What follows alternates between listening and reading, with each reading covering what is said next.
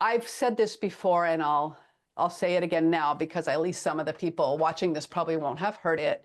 But in the spring of 2022, for reasons that I'm not going to go into, I hit that kind of dark night of the soul, or the writing soul, and I thought, maybe it's just time for me to quit. It's just.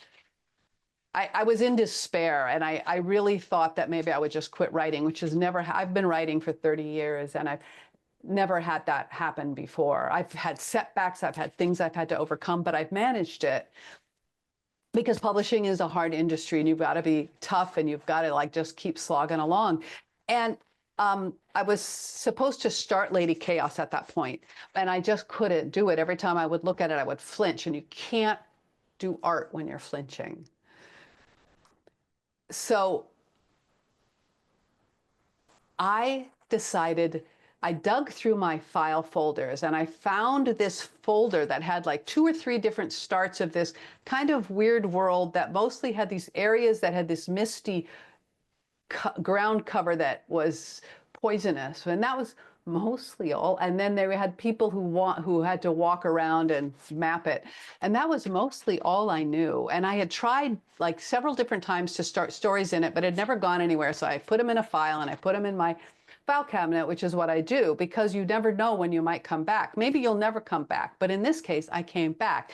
And for some reason, the character of Ellen, I thought, oh, wait, I'll have something about a humble deputy courier. She's going on her rounds. She's like a postman, going her rounds through the country, delivering mail, and, in this huge empire where there's this weird, creepy stuff floating around that people have to keep an eye on because it'll kill them if they touch it. And I started writing, and that was basically all. And then I knew there was going to be a haunt.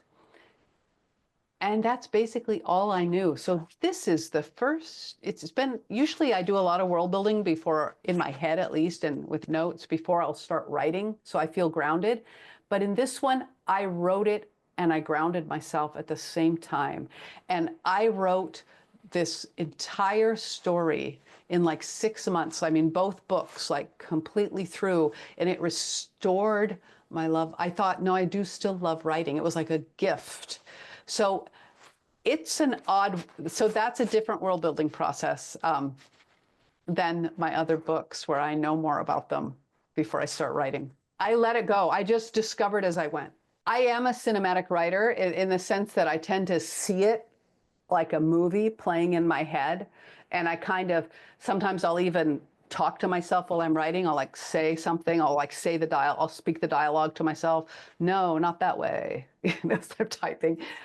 So it's a more tactile and visual experience for me. It's not all locked in my head. For me, always, I have to want to spend time with a character. And often that means it's because there's something I really like about that character. Sometimes it means because there's something I find so appalling about the character that I'm excited to,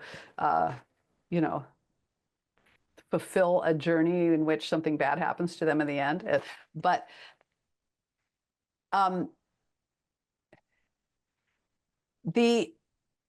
I don't really know why I was so attracted to the idea of the pall, which is like this low-lying mist. You know how like anywhere you don't see it in Hawaii, because I live in Hawaii. You don't see it here because the trade winds blow through. We don't have enough land mass. But anywhere you see like a little mist in the morning sunk in a hollow, that would be it. That's since I grew up in rural Oregon, we've had a lot of that.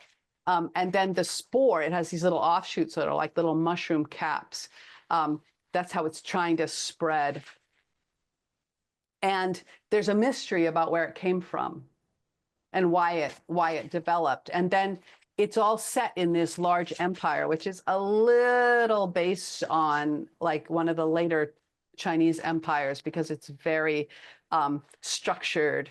And they've had to structure the empire to protect people from this thing that's woven through, so that the empire still functions, but this thing is woven through it. So they have all these protective mechanisms. And so someone who has to travel overland all the time as part of their job, half of the month, they're going to be, that kind of, to me, adds that extra little bit of danger to just their regular, ordinary job. And who does those jobs then? It means the jobs of the people who are considered expendable by the hierarchy. And that, so there's a whole thing about how many epic fantasy stories are about the people on top. I wanted to write a fantasy story about someone who's a low-ranking, unimportant person, who in another story we might see briefly.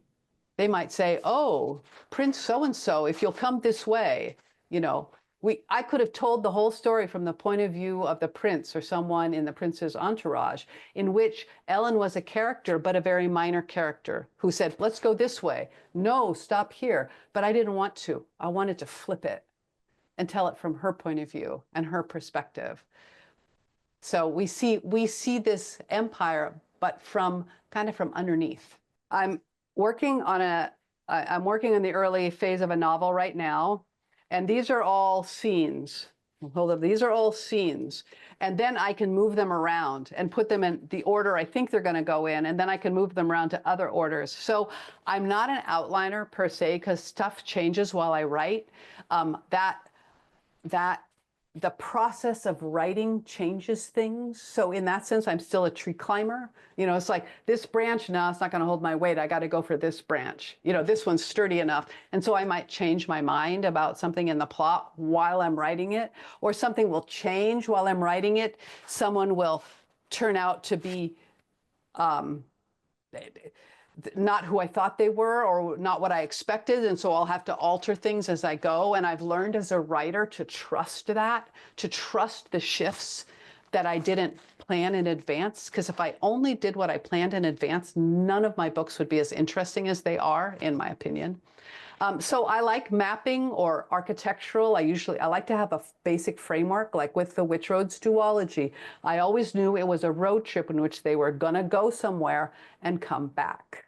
So this story is complicated. I think there's only one character in this story who's just kind of bad. Everyone else is complicated. They can be an antagonist, but they have their own reasons that fit their circumstances. You know, even Gebelin, who is an antagonist, grew up in the palace. He is a creation of the palace. And he did what he had to do to survive and achieve in that place. And of course, that means that here in the countryside, he's completely out of place. I mean, except that he's a prince, and so in a hierarchical empire, princes can go anywhere they want, theoretically, right? So even he has a reason to be as he is, as opposed to just being awful or evil or an asshole, which those kind of characters are also, Lord Duen is more of the latter, right? He's just kind of nasty and bad. But I like a range. I don't want just one antagonist. I want a range of people. Just like with good people, I want a range of good people, people who've done things we don't like, but we get what they're going for, or people we're rooting for. But, you know, so I like people as people. We're complicated, imperfect beings. I'm excited because The Nameless Land is now out. I'm really happy that Tor Books brought the duology out close together, like within 5 or 6 months of each other. And The Nameless Land is, in essence, the second half of the story. The Witch Roads ends at kind of a good pause point. There's one thing is resolved in it, so it's not like a cliffhanger, like you're literally someone falling off a cliff. But in The Nameless Land, they're driven into our dowdy little ensemble, our little group of people are kind of, I would say, driven into a corner, and they have to find a way out.